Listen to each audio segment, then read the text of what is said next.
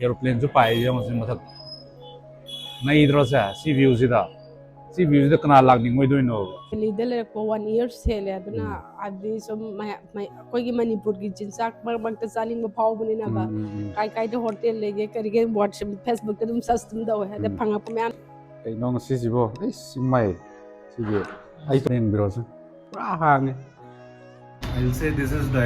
most expensive thali है तरह उसे भोगी दें इन रपदी मखा ताबई जो एक कवर्ड उन तौज़ रखे नहीं अरे है मुंबई ने जो पाले है भाई जे कराई जगह दा पांजिनो कमाई पांजिनो तो तक ता रियलाइज तो उड़ान तर कमाई तो गई है तो है Hundred like that, 100 right to some of those.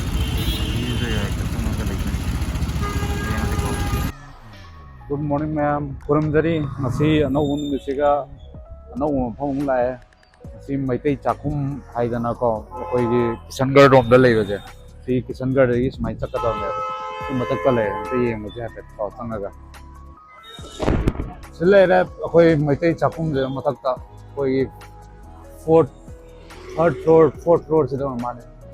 changna je ko ha bet nung da mai to gen Kakalazin is Karawang, it's a lift from the layer. Have a deal with Novita Mokta. Meitei Chakhum is a drum, Meitei Chakhum Zensi. But the premium Thali winters and Hangito Eco, Pitong Ware, Makala needs out the Makatung window, trial winters. What is the fourth floor to live in a Meitei Chakhum, a premium Moimalemase, Ozigore, lift again. Kathara. तो मफम से आम फजे कोई next song की side की opposite side से view जाए जो उतर गया को मैं से कम तो हुआ मैं बस दिल्ली दा सुम माइले यो जेदी हां लोकेशन से फजा करे मखा दा गाड़ी पार्क तोम के काम सुलोई ले को अदम तो भी यानी अदो ngasi संडे में कितन के नोई कोई Meitei Chakhum की सीन को व्यू जे माइनर कहीं तारे कोई कॉरिडोर मचाम ले रहे तो भी मागी है तारे को कोई फेंस ले रहे को मतलब का अदगी सी व्यूज ले रहे एरोप्लेन जो पाए जो मुझे मतलब नहीं इधर से सी व्यूज से कना लागनी कोई दो इनो को मनुंग दंग चंग जे को मैम कोई कमाई तो बनो है बदो ये ngase सिले रे Meitei Chakhum ना चौम था बने अदम मखा दे ऊ बने को सिले रे समाई तो बने को चंगम जेदा सिले रे setup से सांग लेंथ तो ले रहे अदम बाजार में तक सीलिंग लगा जे मोंता ना रहा पे तुम Meitei मणिपुरी की डांस के साथ हापी सिटिंग अरेंजमेंट स्माइल ले बने बाजार में ले रहे ये सी के कालो याव रहे लेकिन उधर इसे दुख तंग ले दगेरा तो ये इनसे किलर जो ले रहे कोई नाउ से इसे दुख तंग ले दबी है ले दबी करे हम नुआई जरे इनाउ वीडियो दा लाखपा फरक काइदे और इनाउ हम जो ले हम नुक्सीबा कोई मणिपुर दगी असी हाउ चार्ज ने कोई नाउ कमिंग को इनाउ दे दीपक ओके दीपक से ना कई लम दगी ओ हम नुआई दीपक सही क्या हूं सुरबा सिदा ओ अरे मखा ताबी तुम चाइना जान थोंबदी तुम हाना तकी तुम कनो ले फजाबा सैंडलियर हापी फजा करे वाव दा ये कोई ही वन बगी कोई कंपटीशन दो करीब कोई हियांग हिरेन गाइड हियांग तानबा दि पोलो फोटो जो पता हापी को हम फजा करे Meitei Chakhum mai दगी स्माई यंगा गना सी व्यू जिने सुन ले सैंडलियर दे आई तो नहीं अरे है सिर्फ बजाबा सेटअप नहीं सोंजना कई होइदो नइना ओ पोते स्टोर है तारे को मैम फैमिली ओइन पुलब गैदरिंग हो जो यानी चाउना ले रहा एंड सेटिंग अरेंजमेंट सु दुम फजर यामे आदमी एटलीस्ट 50 मुतीได้เลยในएकोमोडेट तोंग हमने कॉन्टेक्ट मेनू से पुबिरे नाउना तो हैपेतंग येंग असि को मेनू से कमाई तोबनो कोई जे मिलियनेयर की मेनू रा मतलब कमाई तोबनो सिलेरे मया इनाउ सी मेनू से हैपेन अदुम खंग मना तो इनाउना कोई सी कनोजे स्पेशल थाली जिदा मथेल क्या यावदम बेस्ट थाली सी मेनू जे हैबेतन कनो यंगजे को कोई नाव न लाए नाव की मिंग कई होय तो आई मिंग ले ले लाइफम पौराबी मणिपुर दे ओ पौराबी दगी असिया नाउ सी की कनोजे कोई स्पेशल थाली जिदा कई कई होय दोय नो स्पेशल थाली जे कोई जे बेस्ट थाली ले ले फिश चिकन डक अदुगा पोर्क कनेबा माने मथेल क्या होय दो मथेल जे कोई फिश थाली जिदा फिश ना अथाउबा लानी अदुगा ngani kha laani aduga nga thongba leire ko nga toiba thongba aduga iromba laani uti laani kangsoi samput adu mai la मथेल क्या मोय दन तारा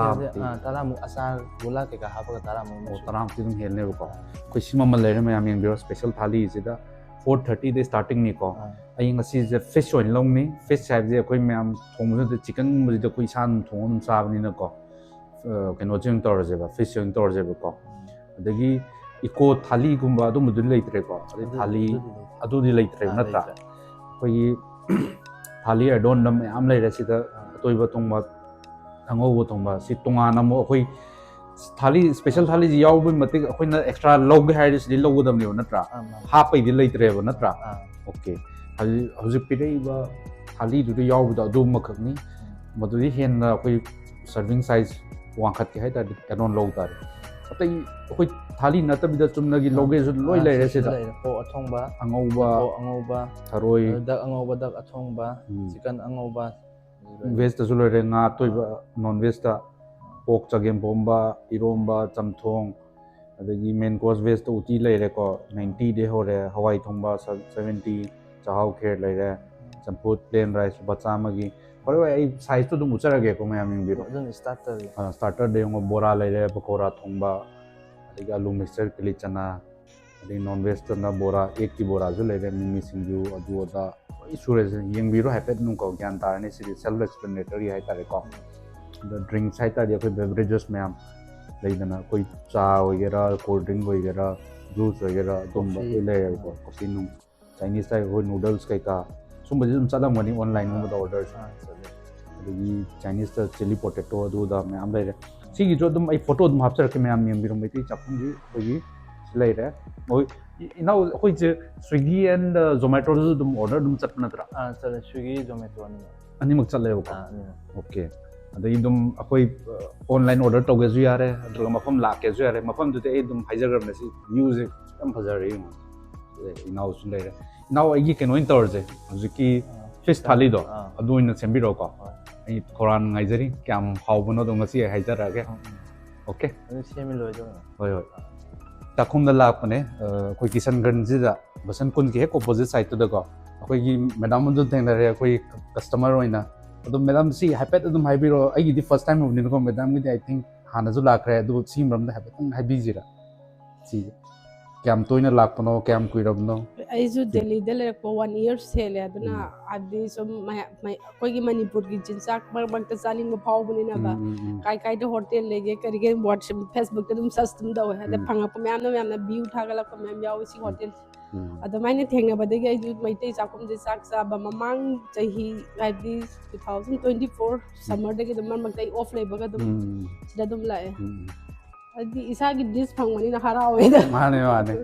adu preference to koi gi Meitei gi dish ba habdi koi mapan gi dish char lakh ni na ta koi mak su le ko koi mi mak thiur ta ju phango da ba kari mather yawi ko le adi photo ba tu mo ni sa ja ba jo haw te ba smaina la ga cha ba khot pa jina dum haw ja wi sa da ju ngai bam pau je ba Delhi de la ga smaina koi gi chinja ka ja ba phang ba da me am thel na boyo tin na boyo imana bi le da jo dum pusala ga dum samin na ba lag min na ba ngai ba dum pok je ha bi atop state da la ga smaina ga isa ge keno theng na ja ba je ado photo gum ta jo photo du di mahau du u dam ni na ba ko video gum sum ha pa kan da real feedback gum da koi presenting mal da ha bi akoi gum ro madam gum ro like sa bi YouTube to utar di hai le na ko adu gi approach na in jo ha pe tang sabdar jangjun hamu cover to na da gi son num to ge na lak chab ne ado madam na jo recommend to ri ni atra masi gi ja madam ni chawa loi gra ai muk ngasi gi chara ka ai dum dale dum hai ra ge atai mayam nung pet to nang pisa pi ga to ni to ra dit to en ha chara ka te se ngadam ni haw ra de dum mayam da ju dum rating rate dum to bi wa tai su la ai ko ji dum nungai hau jau e duna dum lai se ai mamang dum off le ba si hotel se dum lai mayam dum koi bi ro mane taste to wi dum ꯑꯗꯨꯗꯤ cha ꯌꯥꯝ ra khang dong le da ꯌꯥꯝ ꯅꯨꯡꯉꯥꯏꯖꯔꯦ madam ꯑꯗꯨꯗꯤ ꯀꯣ thank you da thank you ꯁꯦ ꯂꯥꯛꯄ ꯍꯧꯔ ꯃꯥꯜꯂꯦ ꯏꯁꯤꯡ ꯂꯥꯛꯑꯦꯀꯣ ꯃꯌꯥꯝ ꯌꯥꯝ ꯅꯨꯡꯉꯥꯏꯔꯦ ꯏꯁꯤꯡ ꯑꯃꯨꯛ ꯂꯥꯛꯑꯦ ꯍꯧꯖꯤꯛ ꯆꯥꯛꯂꯨꯕ ꯉꯥꯏꯔꯁꯤꯀꯣ ꯂꯥꯛꯑꯦꯍꯦ ꯄꯣꯠ ꯂꯥꯛꯑꯦꯍꯦ ꯀꯩꯅꯣ ꯉꯁꯤꯁꯤꯕꯣ ꯑꯩꯁ ꯏꯃꯥꯏ ꯁꯤꯗꯤ ꯑꯩ ꯇꯣꯟꯗ ꯐꯤꯁ ꯊꯥꯂꯤꯔꯥ ꯃꯊꯦꯜꯁꯦ ꯀꯌꯥ ꯁꯨꯕꯅꯣꯁꯦ ꯀꯥꯎꯟ ꯇꯧꯔꯁꯤꯀꯣ ꯋꯥꯟ ꯕꯥꯏ ꯋꯥꯟ ꯃꯌꯥꯝ ꯑꯅꯤ ꯑꯁ ꯑꯅꯤ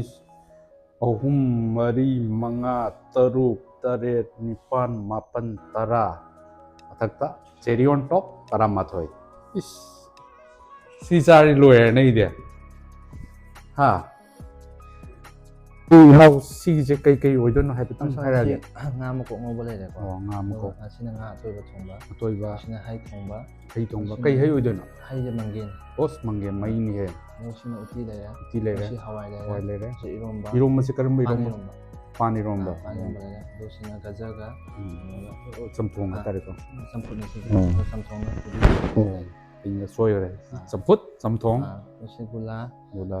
ahabi ahabi dum to hayasa ha bane se ahabi ahabi dum sidi fajadori ni sidi ngambu ngamdori bai to sak si portion yame si hapet mi jo am cha ngamani ko nga ju fajale adu loi mo cha ngam dum man de hore bai adum packing pek adum taw yai ko ina ai sing ngam khoi yam cha na tam ni ko mu bang gang mun na tam ni ko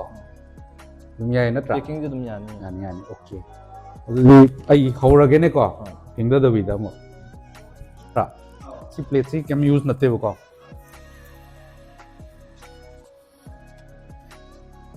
C हापेतंग side थम रहेको नत्रगा bowl मचाम तक बिबि रखेला pot चाहिँ हुन तोके जो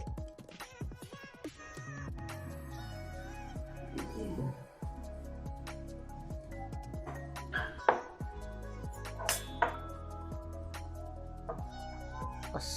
सिमाइ पेम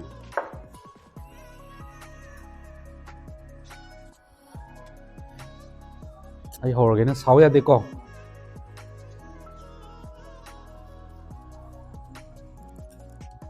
sino utira hoy ne usina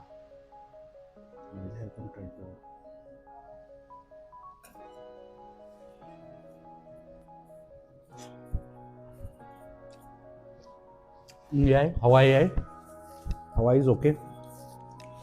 karam Hawaii ho jenu ja Hawaii masuri ne ba yai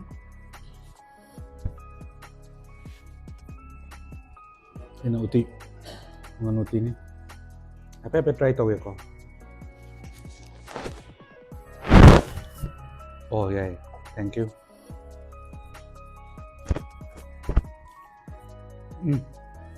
uti जो नहीं है ठीक है हाँ भी है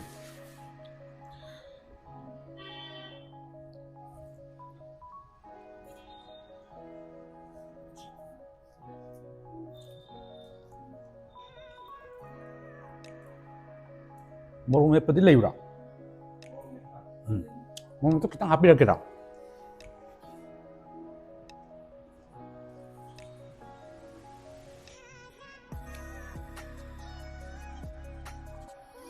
चम्मच चम्मच तक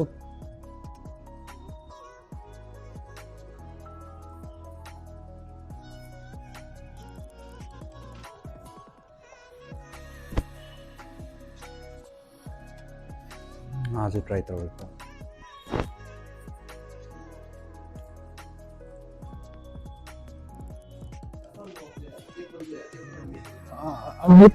चम्मच चम्मच बिबी रखेगा हाँ तो जी नजी को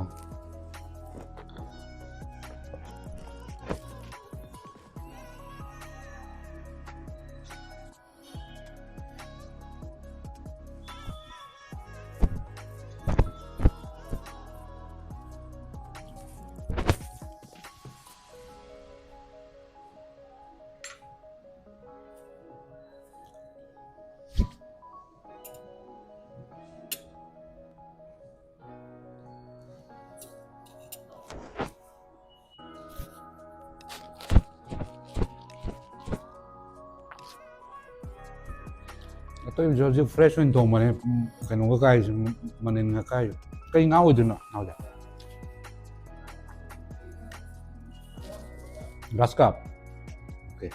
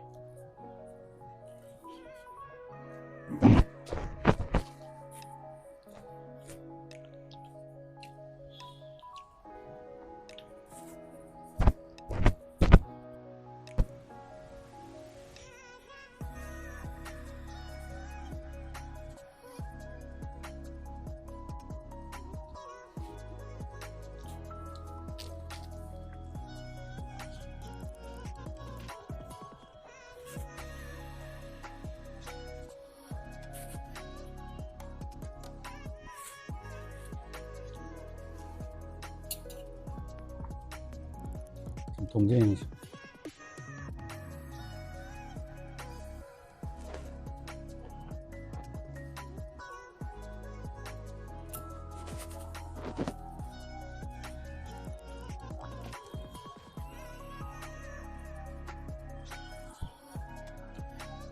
그래?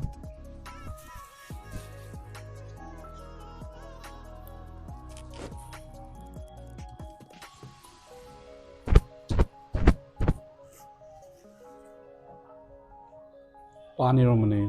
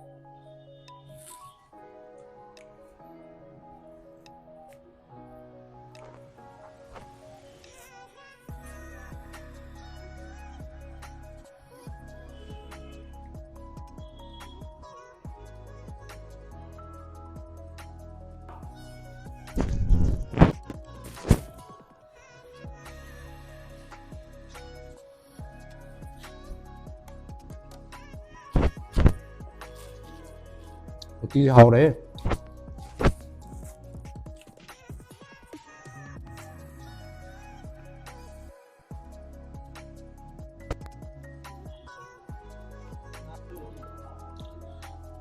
이렇게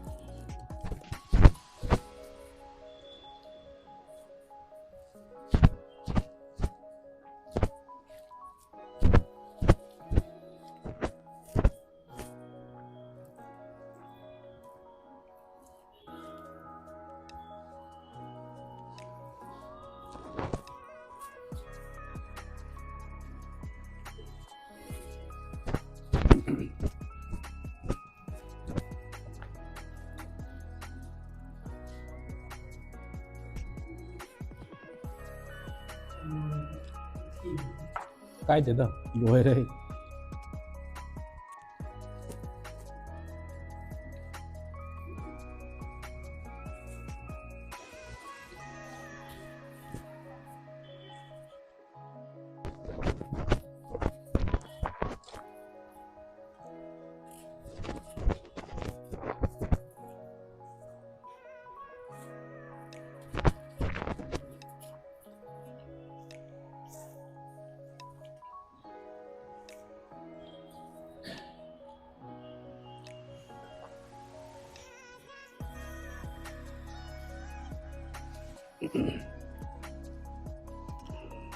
So ma'am, before and after the engrossing, hang. At the in those Yorico, which are number. Oh, the Kariba, Iromba, the Tampong. Really have the Yam Haitarico. What's it? Any is it? How they have not the Yam have quantity is good. Now, more me was put up it. I saw the two remnant bulldozer in a con. The Kair. Nang how the only must. Ha. This is walling it was Gulab Jamun Sadri. Walling has Kitanga Chakhum. Hey Jacket only. They be a man have a channel. Yeah, that's right. Okay. She hates my thoughts another night. See. Oh, eh. Milina tare.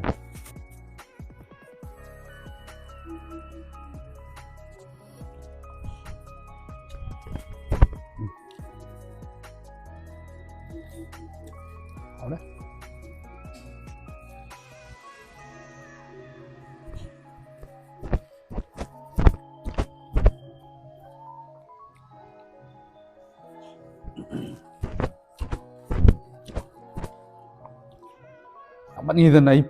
is on the Sangam Drone was a picture of my Mangan de Co, millionaire Nega Saman woman, Roja. Young Saki Pudunusi. Ranum Dang is very ready in his name. Kamkanagizon. Taking over the pizza home bending and down sour get home. So, how the Sapal were Tole, packing cake, the Yamale size to serving size to. Although price is higher side, it does the quantity material so I can recommend CEJ. Although I'll say this is the most expensive thali item. I was going to Mahat Abu so I covered on the racket area. The Assam Sodar Zamani covered of the ma'am. Stay tuned and like and subscribe to them to Viramo. I think Karim from the cover Togia get to comment to them to Viramo. Karam hotel, Karam restaurant, and Sabaya is a bit of thank you.